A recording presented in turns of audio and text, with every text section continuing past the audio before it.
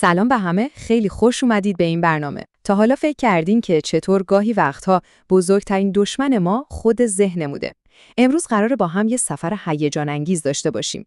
میریم سراغ تیغ‌ها، باتلاق‌ها و میانبرهای ذهنی تا یاد بگیریم چطور از خطاهای قضاوت فرار کنیم. تا حالا براتون پیش اومده که با خودتون بگید چرا با اینکه فکر میکنم کاملا منطقیم بازم یه تصمیم بد میگیرم؟ خب جوابش معمولاً توی میانبرای ذهنی ما پنهون شده. میدونید اینا همون راههایی هستند که مغزمون برای صرفه‌جویی تو انرژی انتخاب میکنه، اما گاهی اوقات ما رو صاف میبره تو بیراه. اما خبر خوب چیه؟ اینه که میتونیم ذهنمون رو حسابی مجهز کنیم. تو این برنامه قراره با هم یه جعبه ابزار ذهنی خفن بسازیم. یه جعبه ابزار پر از اصول و مفاهیم قدرتمند که بهمون کمک میکنه اطلاعات رو بهتر هضم کنیم و خب انتخاب‌های هوشمندانه تری داشته باشیم. خب اینم از نقشه راهمون. اول میریم سراغ این که چرا ساده ترین توضیح معمولاً بهترین توضیح هم هست. بعدش یاد میگیریم که چطور خود ایده رو قضاوت کنیم، نه کسی که اون ایده رو گفته. و در آخرم میرسیم به 2 تا از بزرگترین تله‌های ذهنی. یکی تله مصالحه و اون یکی تله هزینه‌هایی که دیگه هیچ وقت برنمیگردن. خب آماده این؟ بیایید اولین ابزار رو از جعبه ابزارمون در بیاریم. اولین و شاید بشه گفت مهمترین ابزار ما تیغ اوکام هست. این یه اصل فوق‌العاده است برای اینکه پیچیدگی‌های الکی رو ببریم و به اصل مطلب یعنی حقیقت برسیم. به این اصل ایجاز هم میگن. حرف حسابش خیلی ساده است. میگه آقا وقتی چند تا توضیح مختلف برای یه چیزی داری، اون توضیحی که از همه ساده‌تر و فرض‌های کمتری لازم داره، به احتمال خیلی زیاد همون توضیح درسته. یادتون باشه سادگی راهنمای فوق‌العاده قدرمنده. این جمله کلاسیک لاتین دقیقاً اصل مطلب رو میگه. خلاصش اینه که تا وقتی مجبور نیستی الکی چیزای پیچیده و فرضیات عجیب و غریب به مسئله اضافه نکن. این تقریباً شعار اصلی تفکر علمیه. بذارید یه مثال خیلی ساده بزنم. فکر کنید نصف شب یه صدایی تو خونه میشنوید. خب کدوم توضیح محتمل تره؟ اینکه یکی از اعضای خانواده‌تون از خواب بیدار شده یا اینکه یه جاسوس بین‌المللی با تکنولوژی نامری کننده یواشکی اومده تو خونه؟ تیغ اوکام میگه برو سراغ توضیح ساده تره. چرا؟ چون به 1000 تا فرض عجیب و غریب نیاز نداره. بسیار خوب، بریم سراغ ابزار بعدی. این یکی در مورد یه مهارت خیلی مهمه. جدا کردن پیام از پیام رسان. یعنی چی؟ یعنی یاد بگیریم که ایده ها رو بر اساس خود ایده قضاوت کنیم، نه اینکه کی یا کدوم گروه اون رو مطرح کرده. این یکی از رایج‌ترین خطاهاییه که هممون ممکنه دوچارش بشیم. بهش میگن مغالطه منشأ. یعنی چی؟ یعنی چون فلان حرف رو فلان آدم یا فلان گروه زده، پس حتما درسته یا حتما غلطه. این یه میانبر فکری خیلی خطرناکه، چون باعث میشه اصلاً خود ایده رو بررسی نکنیم. حالا چطور از این تله فرار کنیم؟ یه فیلسوف علم به اسم هانز رایشنباخ یه تفکیک خیلی جالب رو مطرح میکنه. اون میگه ما 2 تا فاز یا مقام داریم. یکی مقام کشف هست، یعنی اینکه ایده از کجا اومده، چطور به ذهن طرف رسیده.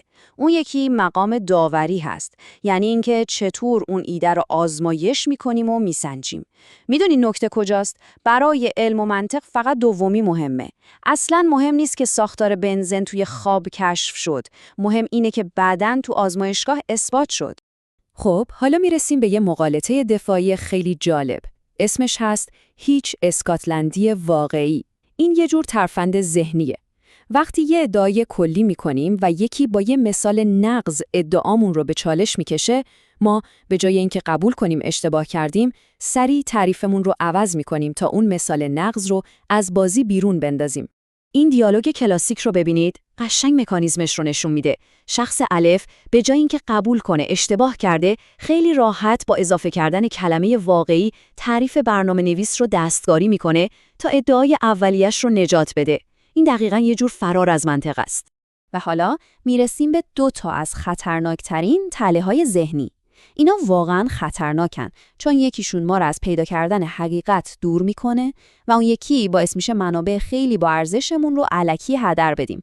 اولیش مغالطه میان روی هست.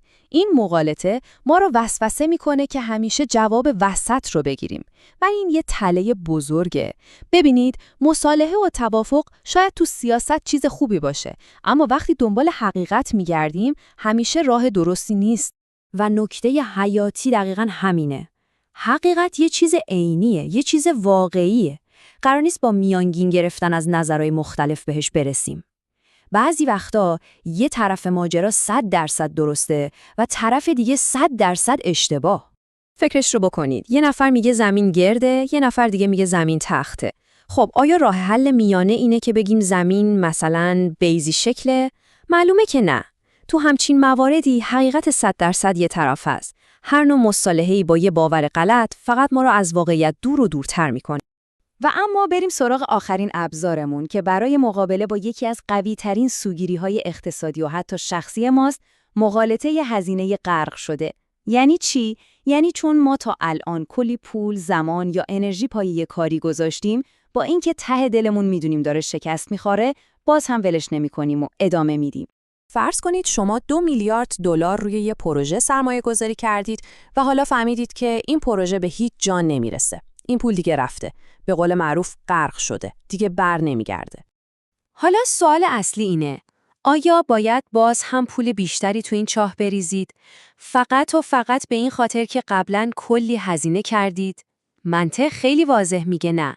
اما روانشناسی ما یه داستان کاملاً متفاوت تعریف میکنه. آخه چرا این کار رو میکنیم؟ خب 2 دلیل اصلی داره. اولی زیانگریزی هست. یعنی ما از باختن متنفریم. دردش خیلی زیاده.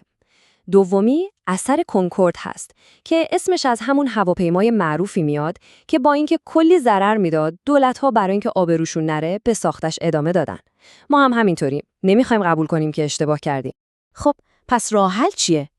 نکته کلیدی اینه: تصمیم‌های منطقی باید بر اساس هزینه‌ها و فایده‌های آینده گرفته بشن، نه ضررهایی که تو گذشته دفن شدن. گذشته مثل یه لنگره که ما رو نگه می‌داره، نه یه قطب نما که راه رو نشون بده. باید به جلو نگاه کنیم. عالیه. حالا جعبه ابزار ذهنی شما کامل و آپدیت شده. بیاید یه مروری بکنیم. یاد گرفتیم با تیغ اوکام بریم سراغ سادگی. یاد گرفتیم ایده رو از منشأش جدا کنیم. فهمیدیم که نباید برای نجات ادعامون تعریف‌ها رو عوض کنیم. دیدیم که حقیقت همیشه اون وسط‌ها نیست. و از همه مهمتر یاد گرفتیم که روی آینده تمرکز کنیم، نه هزینه‌هایی که در گذشته غرق شدن. و حالا یه سوال از خود شما. با نگاهی به این ابزارهایی که با هم بررسی کردیم، فکر می‌کنید کدوم یکی از این تله‌های ذهنی بیشتر از بقیه شما رو تو زندگی روزمره، سر کار یا تو تصمیم‌های شخصیتون به دام میندازه؟ یادتون باشه، شناختن دشمن همیشه اولین قدم برای شکست دادنشه.